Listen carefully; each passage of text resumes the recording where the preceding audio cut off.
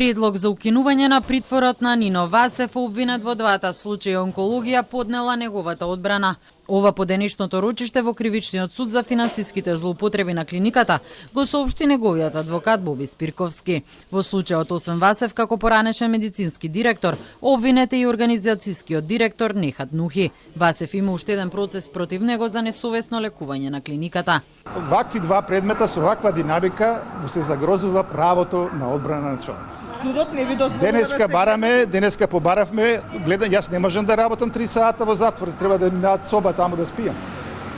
Поготоа што сме двајца и ова работа е исклучително, самите гледате, обемна. Значи, огромна е работата за да одговорите на се она што е поставено како обвинение и како доказно средство од обвинителството. Како 10 предмети да работиме најмногу.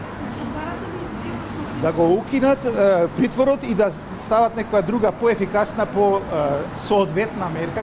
Со сослушување на сведоци предложени од обвинителството продолжи денешното судење. Вработена на шалтер на оделението за малигни тумори на дојка сведочеше дека на сите терапии од условен буџет се потпишувал Васев. Сега на клиниката ваквите терапии се одобруваат од страна на стручен колегиум. Таа одговори дека не приметила дали терапиите се издавале со зголемена или намалена доза на лекови, бидејќи тоа не бил нејзин домена работа, туку да стави печати кои се чувале кај нив.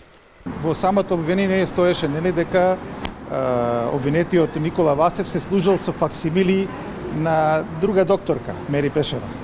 Сега се покажа дека тоа не е така и дека пракса на клиниката и ден денеска да се сите печати и факсимили чуваат на едно место за да се намали чекањето по шалтери и службеничката удира печати без оглед кој од лекарите на тоа оделение кај што таа работи го дава извештајот.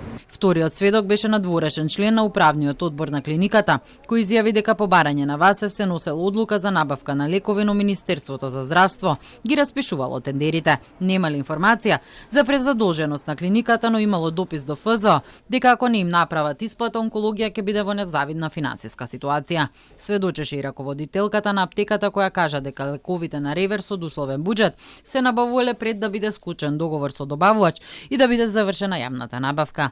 Таа истакни дека никогаш директно на Васев не му се издавале лекови од аптека, туку на медицинските сестри. Таа додаде дека и само кога имало недостаток на лекови, се набавувале на реверс.